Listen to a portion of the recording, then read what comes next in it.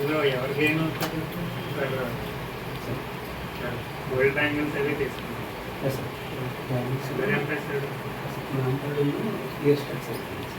ఎలా చంపాడు?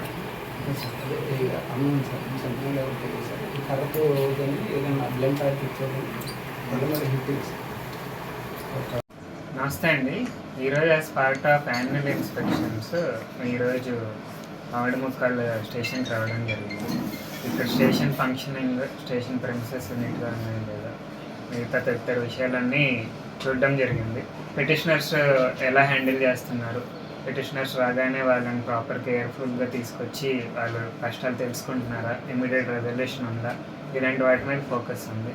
అలాగే మా గౌరవనీయులైన ఎస్పీ సార్ ఆదేశాల మేరకు crime against women, cyber crime ఇవన్నీ ఎలా తగ్గియాలి, ఆల్రెడీ ఉన్న కేసుల్లో పెండెన్స్ ఎలా తగ్గియాలి, ట్రయల్ కేసుల్లో ఉన్నాయి ఎలా స్పీడప్ చేయాలి, ఎలా వాళ్ళకి కన్విక్షన్ తీసుకురావాలి, ఈ టాపిక్స్లో డిస్కస్ చేయడం జరిగింది. ఈ క్రైమ్ అగెయిన్స్ట్ ఉమెన్లో భాగంగా వీళ్ళకి నైట్ హాల్ట్స్ చేయమని, విలేజ్ విజిట్స్ చేయమని, సెన్సిటైజేషన్ చేయమని, శక్తి టీమ్స్ని తిప్పమని తదితర విషయాలు డిస్కస్ చేయడం జరిగింది. సైబర్ క్రైమ్కి అగెయిన్స్ట్గా మనం 1930 అనే టోల్ ఫ్రీ నెంబర్ ఎక్కువ మందికి స్ప్రెడ్ చేయాలని, నెక్స్ట్ మన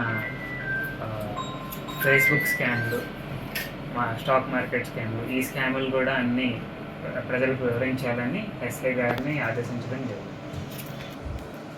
రీసెంట్గా నేను రాకముందు జరిగిన కొన్ని ఈవెంట్స్ వల్ల ఒకటి మర్డర్ అయింది, 2 థెఫ్ట్లు అయ్యాయి. కాబట్టి బీట్ సిస్టమ్ అనేది రీఆర్గనైజ్ చేయడం జరిగింది. ఇంతకుముందు ఉండే బీట్స్ కంటే ఇప్పుడు రేషనలైజ్ చేసి ఎక్కడైతే క్రైమ్ ఎక్కడ జరుగుతుంది ఆ క్రైమ్ని తగ్గించడం అనే పాయింట్ ఆఫ్ వ్యూలో మా బీట్స్ ఇప్పుడు నైట్ కానిస్టేబుల్ బీట్స్ వేయడం జరుగుతుందండి. అదేవిధంగా ఎస్పీ గారి ఆదేశాల మేరకు ఎక్కడ పెడితే అక్కడ సీసీటీవీలు పెట్టడం జరుగుతుంది.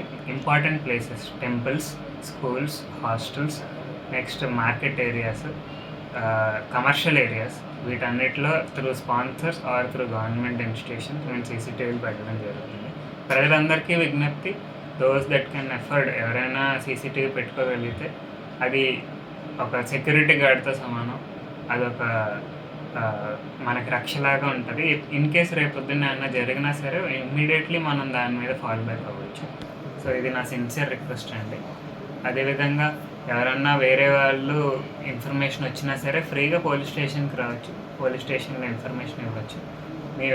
మీ మీద ఏ విధమైన చర్య తీసుకోకూడదు. ఇంకొక important note of caution, highway వెళ్తున్న దగ్గర మీరు ఎవరైనా సహాయం చేయగలిగితే వెంటనే మేము మీకు క్యాష్ రివార్డ్ కూడా అందజేస్తాము, గుడ్ సమారిటన్ అని.